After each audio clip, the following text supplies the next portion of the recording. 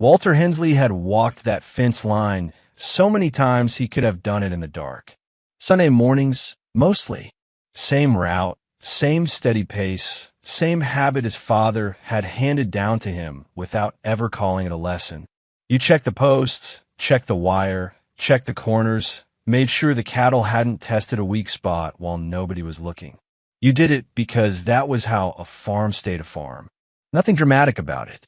Just a man looking after what was his. That was the way it had always been on the Hensley place in Carroll County, Iowa, and on a cool September morning in 1987, Walter headed out expecting one more ordinary walk around land his family had worked since 1932. He was 68 years old then, lean in the way farm men get lean without trying, and he moved with the stubborn rhythm of a man who didn't believe much in sitting down before the day gave him a reason. He started near the north stretch, working west, passing the places he knew without having to think about them.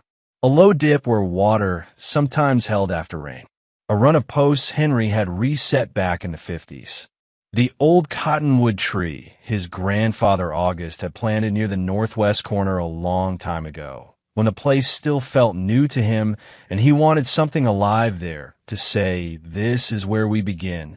Walter saw the tree before he saw the problem, and for one second that made the whole thing stranger, because the tree was right where it had always been, broad and steady and older than some marriages, but the fence was not. He stopped dead. Men like Walter did not startle easy, but this hit him hard enough that he didn't move for several seconds. He just stood there and looked. The fence had been moved. Not sagged, not bent, not patched by somebody careless.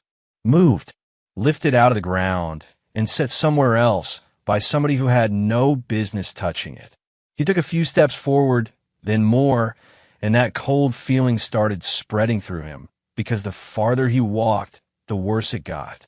It wasn't off by a little, not a few feet, not some mistake a man might argue over and fix after coffee. It was off by enough that you didn't need a survey to know something crooked had happened. By the time he reached the stretch where the line should have run toward County Road 7, Walter knew exactly what he was looking at. 40 acres were gone. Not on paper, not in theory, not in some courthouse drawer where city people shuffle documents and tell each other stories. Gone in the one way that matters to a man who works the land. On the wrong side of a fence. His best pasture, too. Bottomland along Brushy Creek. Good ground, strong grass, water that held, shelter for cattle in weather that could turn mean in a hurry. Ground his grandfather had grazed. Ground his father had cut hay on. Ground Walter himself had worked over and over again through 50 summers and a whole life that was tied to that place so tightly he could have walked half of it with his eyes closed. He didn't curse. That would have come easy, but Walter wasn't a loud man. He stood there with both hands on his hips and looked across land that still felt like his even with another man's fence cutting through it. Then he started walking the new line, slowly, counting with his eyes the way farmers count without numbers. Distance, angle, slope, old reference points. He knew every rise and turn of that property. He knew where a fence belonged the way other men know their own signatures. By the time he finished the line, the truth of it had settled hard in his chest. Somebody hadn't just made a mistake. Somebody had decided that if they build a lie strong enough, expensive enough, and official-looking enough, maybe nobody would be able to push it back. Walter turned and looked toward the neighboring land to the west and north, what used to be the Miller place, and he already had a pretty good idea whose lie it was. The Millers had been there a long time. Good people. Lost the place in the farm crisis like too many others did. Walter remembered the shame of those years on men's faces, remembered auctions where nobody talked unless they had to, remembered families loading what was left of their lives into pickups while strangers stood around pretending not to look. After the bank took the Miller land, a man from Chicago bought it cash. 800 acres. Didn't blink at the price. That man was Victor Kessler. Walter had met him only twice before, and that had been enough. Victor was the sort of man who wore money the way some men wear scent. You noticed it before he opened his mouth. Clean boots without a speck of mud on them, shirts that looked too nice for work, a watch that probably cost more than Walter had paid for his first tractor. He had made his money in Chicago real estate, or so people said, and by the mid-'80s he had more of it than any one man needed. He wasn't after a farmhouse and quiet weekends. He was after acreage, status, the kind of land a man could point at and call his without knowing the first thing about what it took to keep it alive.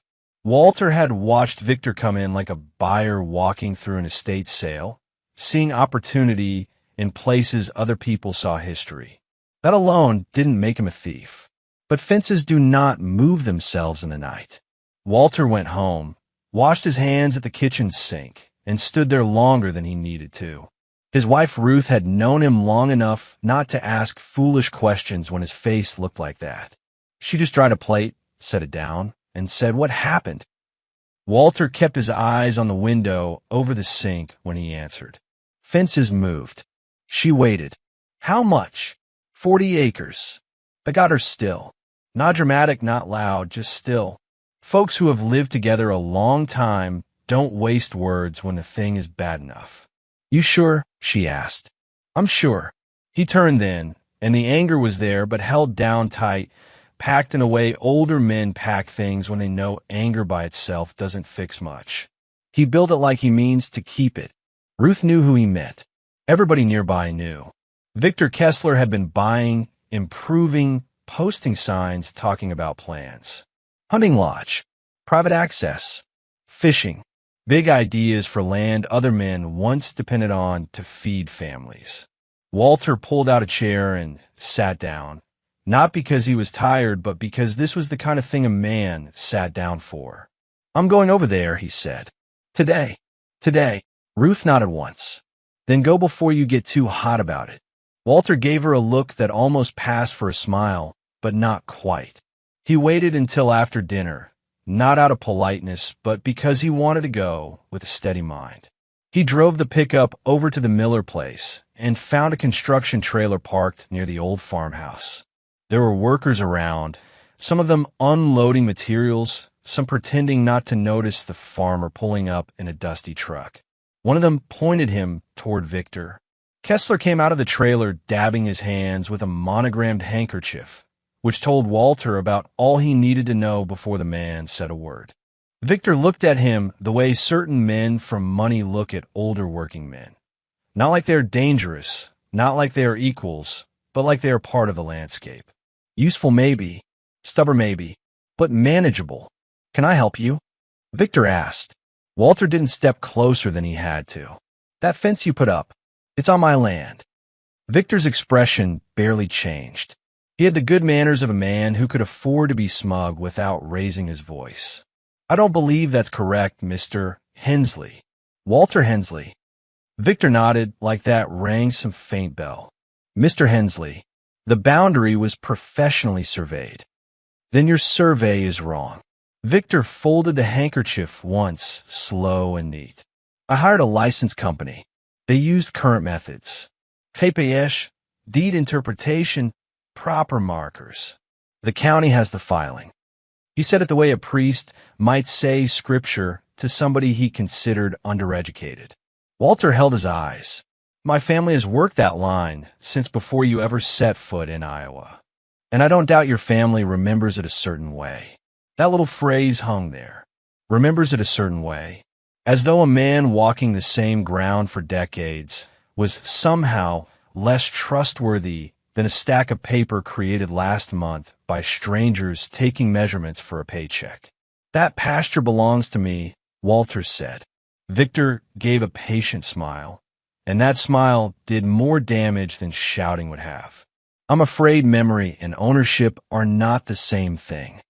Walter could feel the heat rising under his collar, but he didn't give Victor the satisfaction of seeing him lose his temper. "You moved a fence." Victor shook his head lightly.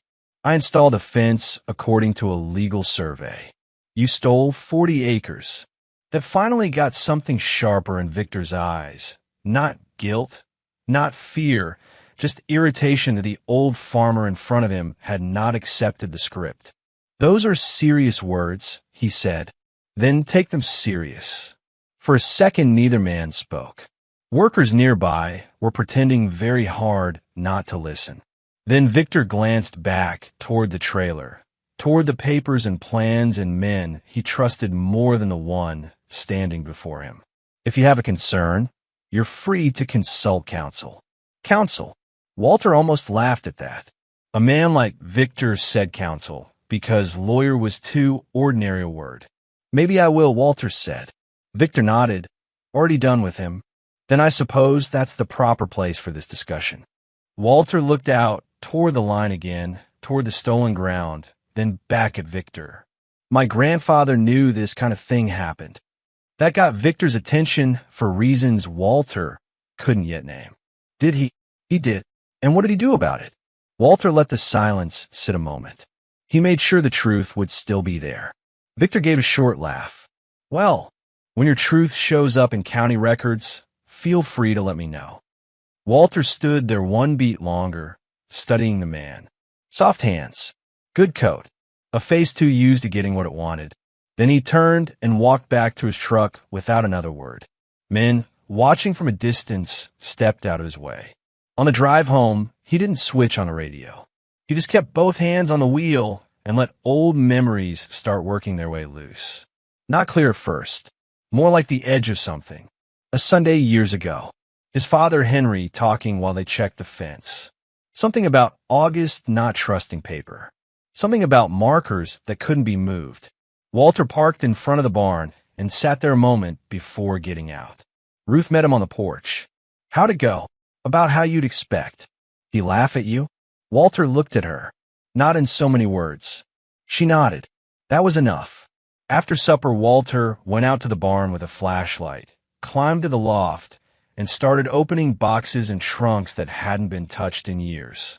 Feed records, old harness leather, receipts tied with string, land tax papers, a tobacco tin with bolts and nails. He moved slow because this wasn't desperation yet. It was memory trying to find its footing. He kept hearing his father's voice. Your grandfather didn't trust posts, didn't trust stone, didn't trust what could be moved by a man with a shovel and bad intentions. Walter sat back on his heels and closed his eyes, and then it came a little clearer. Not fence posts, not stone markers. Iron. There had been iron. Heavy iron.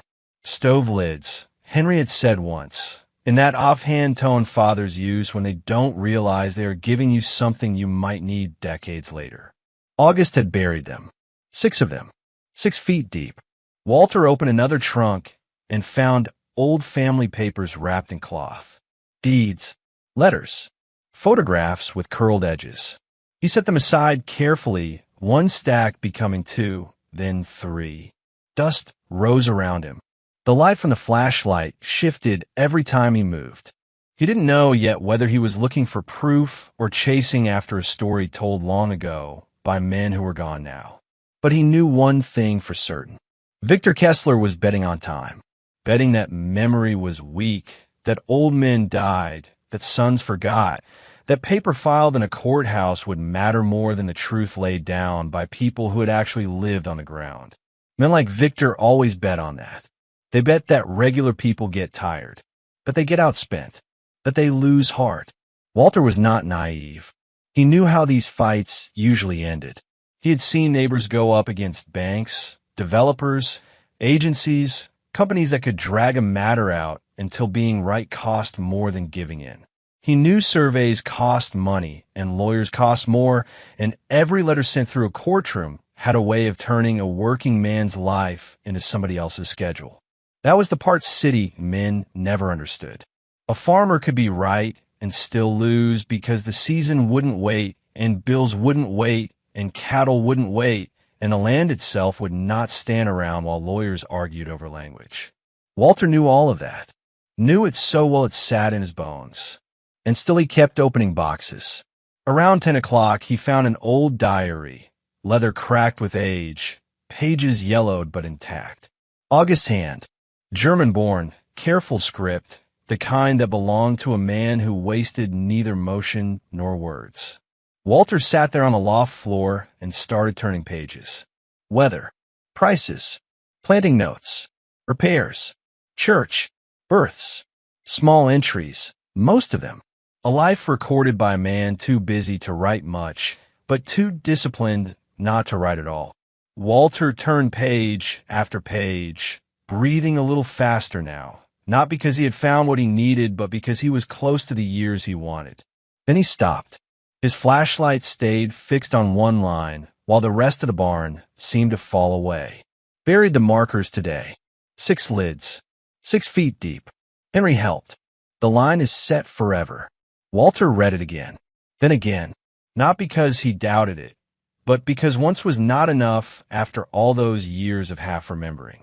He sat very still with that diary in his hands and felt something change inside him. Not relief, not yet, but the shape of a path where before there had only been anger. He looked around the loft, then back down at the page. Somewhere in that barn, maybe in those boxes, maybe only in his own memory, was the beginning of an answer Victor Kessler had not imagined. Walter closed the diary carefully and rested it on his knee. Then he said out loud to nobody, "All right, Grandpa, let's see what you left me." And that was the moment the fight truly began.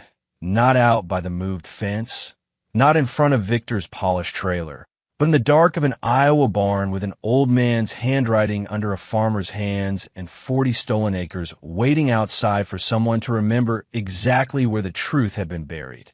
Victor Kessler did not think about Walter Hensley again that night, and that was the first mistake he made, though he would not recognize it as such for quite some time, because men like Victor rarely saw quiet people as dangerous, and Walter had been quiet, measured, almost old-fashioned in the way he spoke, which Victor translated as weakness instead of restraint. And by the time Walter climbed down from the barn loft with that diary in his hand, Victor had already convinced himself that And Walter shook his head slowly, not exact, not yet, and that was honest, because memory after 40 years does not come back clean. It comes in pieces, fragments of walks, turns, distances counted without numbers. And he could see himself as a boy beside his father, walking that same line, hearing things he didn't understand at the time, but now those pieces were starting to move into place. And what mattered was not that he remembered everything, but that he remembered enough to start. And the next morning he went out earlier than usual, before the sun had burned off the cool from the night. And he didn't walk the new fence. He ignored it completely, because to Walter that line didn't exist. He went instead to the cottonwood tree, the one August had planted, and he stood there with his hands in his pockets, looking east across the land that had been all his life. And he closed his eyes for a moment, not in prayer, not exactly, but in concentration, letting the rhythm of old walks come back to him, the way his father had paced it, steady, deliberate, counting without counting. And then he started walking, not fast, not slow, just the way he always had, one foot in front of the other, eyes forward, measuring distance the way farmers do when they have walked the same ground for decades. And somewhere around where he felt the first marker should be, he stopped, looked down, and drove a wooden stake into the ground. Then he kept going, same pace, same direction, and stopped again, another stake. And he did this 6 times, marking what he believed were the spots August had chosen, each one separated by a distance that had been taught to him so long ago it had become instinct more than memory. And when he finished, he stood there looking at those 6 points spread across land now, claimed by another man's fence. And for the first time since this had started, he felt something close to certainty, not proof yet, not victory, but direction. And direction was something Victor Kessler did not have, because Victor was working from documents and interpretations and the assumption that the past could be reshaped if you were willing to pay for it, while Walter was working from something older, something placed in the ground by a man who had already seen what happened when land and truth were left to arguments on paper. And later that day, Walter went back to town, not to a lawyer, not yet, but to the county office, where he asked to see the filed survey, and the clerk, who had known him for years, pulled the documents without much fuss, and Walter stood there reading lines and coordinates that meant less to him than the feel of dirt under his boots. But he could see enough to understand what had been done. The language was careful. The interpretation leaned just enough in one direction to pull that 40 acres into Kessler's boundary. And it was all neat, all official, all stamped and signed in a way that made it look final. And that was the point, that was always the point. Make it look final so the man on the other side decides it isn't worth fighting. And the clerk watched him for a moment and said quietly, "You going to challenge it?" And Walter folded the paper back the way he had found it and said, "I might." And she nodded, not offering advice, just understanding the weight of what that meant, because everyone in that office had seen how these things usually played out. And on the drive home, Walter thought about lawyers, about costs, about time, about what it would take to push back against a man who could afford to keep pushing long after it stopped making sense for anyone else. And he did not fool himself. He knew exactly how uneven this was, but he also knew something Victor did not, something written in that diary and buried in that ground. And that changed the calculation in a way no amount of money could fully control. That evening he sat with Ruth again and laid it out plain. "If I take this to court, it's going to cost." And she said, "Everything costs." And he nodded. "He's got lawyers ready. I don't." And she looked at him the way she had looked at him for 40 years, steady, without fear. Then, "You'll have to be right." And that was not comfort. It was truth. And Walter understood it that way, because being right was the only advantage he had. And even that only mattered if he could prove it in a way the court would accept. And that brought him back to the 6 stakes out in the pasture, to the iron buried beneath them, to the decision his grandfather had made decades earlier to trust something that could not be argued into being something else. And 2 days later, Walter drove back to the Kessler property, not to argue this time, not to raise his voice, but to give the man one more chance to step away before things went further. And Victor met him again near the trailer, less patient this time, already annoyed by the fact that the matter had not resolved itself. "Mr. Hensley, I thought we were clear," he said, and Walter nodded once. "We are," and Victor frowned slightly, not expecting agreement. "Then I don't understand why you're here." And Walter held his gaze. "Because I'm going to file." And there was a pause, not long, but enough for Victor to register the shift, because up until that moment this had been, in his mind, a local inconvenience, something that would pass. And now it was something else, something formal, something that might require attention, though not yet concern. And he said, "You're making a mistake." And Walter answered, "Maybe." And Victor gave a small, tight smile. "You don't have the resources for this." And Walter didn't argue the point. Probably not. And that unsettled Victor more than denial would have, because men like him expect resistance to come in predictable forms: anger, threats, bluster, not calm acceptance of disadvantage. And Walter went on, "But I've got something you don't." And Victor's eyes narrowed just a fraction. "And what would that be?" And Walter said, "Time." And that sounded almost absurd coming from a man who clearly had less of it left than the one he was speaking to. But Walter did not mean his own time. He meant August time. The years already spent, the preparation already made, the truth already placed in the ground, waiting for someone to dig it up. And Victor shook his head, dismissing it. "You should speak to a lawyer before you do anything else." And Walter said, "I will." And then he turned and left again. And this time Victor watched him go a little longer, because something about that exchange had not gone the way it should have, not in the clean, controlled way Victor was used to. And back at the farm, Walter began the work that would decide everything. Not loud work, not visible work, but the kind that builds toward a moment no one else sees coming. He gathered his grandfather's papers, sorted them, matched dates, found photographs that showed the old fence line before it had been moved, images where the cottonwood stood clearly inside Hensley land, not on the edge of someone else's claim. He read the diary entries around the date of the markers again and again. looking for anything that might fix their positions more precisely. And at night, he lay awake, going over the distances in his head, walking them in memory until they felt right, until they matched the stakes he had placed. And over the next weeks, he did what men in his position have always done when they have no money, but refused to give up. He learned. He went to the library, checked out books on property law, read them slowly, sometimes twice, not because he enjoyed it, but because he needed to understand the rules of a game that was not designed for him. He typed his own documents on an old machine that stuck on certain keys, corrected mistakes by hand, drove into town to file them, stood in lines behind people who had easier problems, and all the while the fence stood where it had been moved, cutting through. His pasture like a statement that dared him to do something about it. And every Sunday he still walked the line, the real line, not the one on paper, because habit is stronger than insult, and because walking it kept the truth clear in his mind.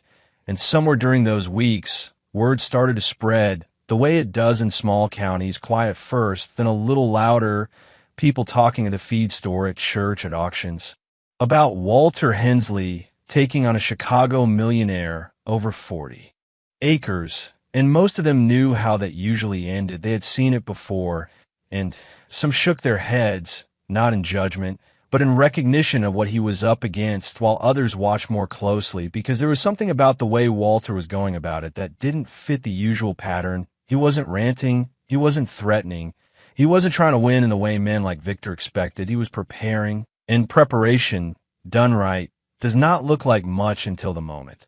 It matters, and by the time the court date was set, nearly a year after that morning when Walter first saw the moved fence, he had everything he could gather laid out in careful order: the diary, the photographs, the deed, and out in the pasture, 6 stakes marking 6 places where something older than any survey waited in the ground. And Walter stood there one evening as the light dropped low over the land and looked at those points again. And he said quietly, not to Ruth this time, not to anyone, "If this works, it's because you saw it coming." And for a moment he allowed himself to think about August, about the man who had stood on that same ground decades earlier and decided that one day someone might try to take what was his, and that the only way to answer that kind of man was to leave behind something he could not move, could not argue away, could not buy. And then Walter turned back toward the house, because the next part would not be done in a field, it would be done in a courtroom, and everything would come down to whether what lay buried 6 feet under Iowa soil could still speak loud enough to be heard above money, above paper, above everything Victor Kessler believed could not be beaten. By the time the court date was set, Walter Hensley had already lived with that fence for nearly a year, and in that time something had changed in him, not in a way most people would notice, but in the way a man settles into a decision he knows he won't walk back, because once he put his name on those papers and handed them over in that courthouse, this stopped being a private wrong and became a public fight. And public fights have a way of taking on a life of their own, especially when one side has money and the other does not.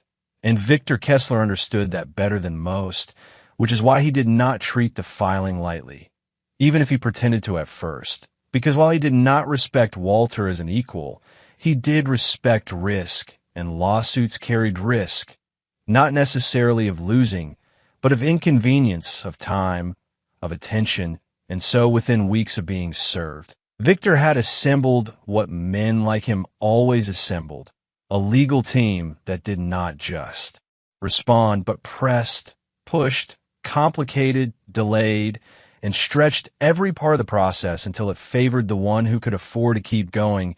And the first letter Walter received from Victor's lawyers made that clear in a tone that was polite on the surface and hard underneath. A request for documents, for clarification, for compliance with procedures Walter had only just begun to understand. And when he read it at the kitchen table, Ruth standing behind him, he did not react the way a man might when faced with something designed to overwhelm him. He simply folded it once, set it down, and said, "They're going to make this expensive." And Ruth answered, "Then we keep it simple. And that became the way he approached it, because he did not have the luxury of fighting on every front. He had to pick the one place where the truth was strongest and hold to it. And over the following months, that is exactly what he did. He answered what he could, ignored what did not matter, and refused to be pulled into arguments that had nothing to do with where that fence had stood for decades. While on the other side, Victor's lawyers filed motions that were meant less to win outright and more to wear him down, motions to dismiss, motions to narrow the case, motions that required responses written in language Walter had never used before.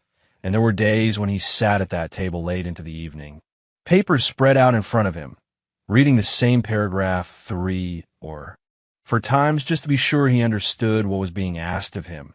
And in those moments, the imbalance of it all became very clear, because this was not just about land anymore. It was about a system built in such a way that a man like Victor could move through it easily, while a man like Walter had to learn it piece by piece. But every time that weight started to press too hard, Walter would think about those 6 stakes out in the pasture, about what lay beneath them, and that would bring him back to the one thing that had not changed. The truth was still there. It had not moved. And as long as he could get it in front of the right person at the right time, the rest of it might not matter as much as Victor believed. And so, instead of trying to match Victor's resources, Walter focused on timing, on sequence, on making sure that when the moment came, he would not be explaining, he would be showing. And that distinction mattered more than any legal argument he could have made, because Walter understood something Victor did not. People can argue about words, about interpretations, about what a document might mean, but it is much harder to argue with something you can hold in your hands. And so he waited, he let the process run its course. He appeared when he was required to appear, spoke when he needed to speak, and kept the rest of his effort directed toward preparing the one thing that could not be dismissed as easily as a farmer's memory. And during that time, Victor did what he always did when faced with resistance. He applied pressure, not directly, not in ways that could be easily challenged, but through the system itself, through delays, through demands, through the slow tightening of a situation that most people would eventually step away from just to make it stop. And there were moments when it almost worked when Walter looked at the growing stack of papers. At the time, he was spending away from the work that actually mattered to him and wondered if this was a fight that made sense. But then he would walk that line again, see that fence cutting through land that had been his family's for over 50 years, and the question would answer itself, because some things, once taken, do not come back unless someone is willing to stand in the way. And Walter had already decided he would be that someone. And as the trial approached, the shape of the case became clearer. Victor's side would present what they had paid for: a professional survey, expert testimony, documentation filed properly and supported by people who spoke the language of the court fluently. And Walter would present what he had, which on the surface looked like less: a diary, photographs, his own testimony, and whatever he chose to bring from the ground itself. And to anyone watching from the outside, it would have looked uneven, even hopeless, because in disputes like this, the appearance of authority often carries more weight than the memory of a man who has lived on the land. And that was exactly what Victor was counting on, that the judge would look at both sides and choose the one that came with credentials, with polished arguments, with the kind of presentation that signaled legitimacy. And in most cases, he would have been right. And that is why, 3 days before the trial, Walter did something that changed the entire balance of the case. He filed a motion with the court, a simple request on paper, but one that carried more weight than it seemed, asking for permission to excavate 6 specific locations on the disputed property and present the findings as evidence. And when Victor's lawyers received notice of that motion, they did not immediately recognize its significance, because on its face it looked like a last attempt by a man with limited options to find something, anything, that might support his claim.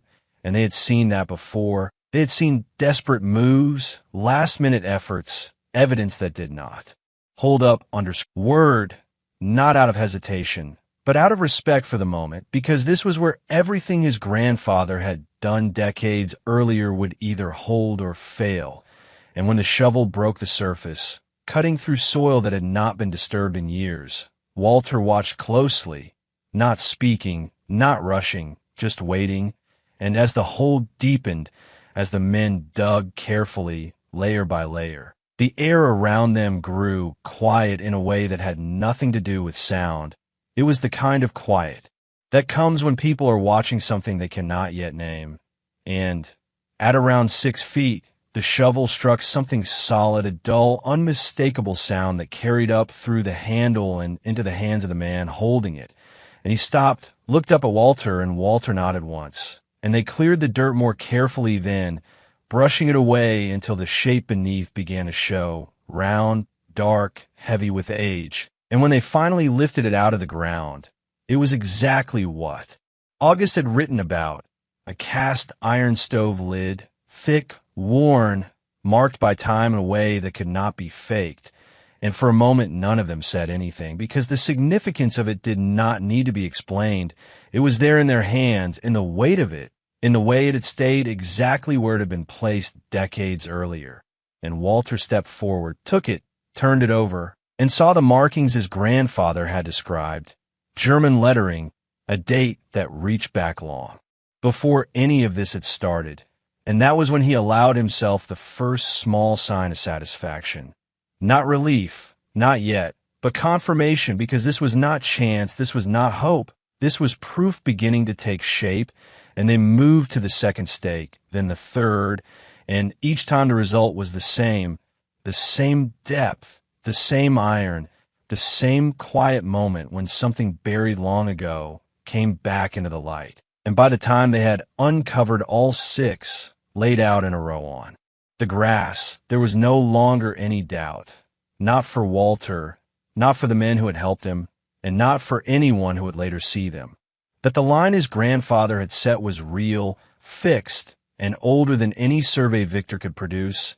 And Walter looked at those 6 pieces of iron and understood that the fight had shifted, not ended, but shifted, because up until that moment, he had been reacting to what Victor had done, and now, for the first time, he had something Victor would have to answer, something that did not depend on interpretation or argument, something that existed whether anyone believed in it or not.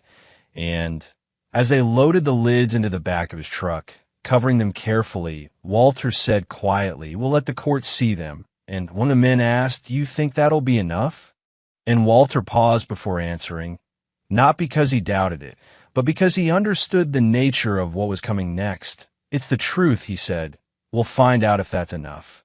And with that, he closed the tailgate, got into the truck, and drove back toward a courthouse where in a matter of days, everything that had been buried would be brought out into the open. And a man who believed he had already won would learn that some things cannot be taken simply because you can afford to claim them. The morning of the trial did not feel dramatic, and that was the first thing that struck Walter as he got dressed, because after a year of tension, of paperwork, of walking that same line over and over again with a different kind of weight in his chest, he might have expected something heavier in the air. But what he felt instead was a kind of steady quiet, the kind that comes when a man has already done everything he can and there is nothing left but to show it. Ruth made him breakfast like she always did: eggs, toast, coffee, and neither of them said much because there wasn't anything left to say that hadn't already been said in smaller pieces over the months. And when he finished, he stood at the sink for a moment, looking out toward the pasture, toward the line that had started all of this.